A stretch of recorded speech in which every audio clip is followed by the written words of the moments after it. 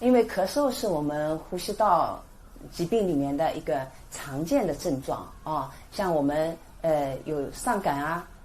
支气管炎肺炎胸膜炎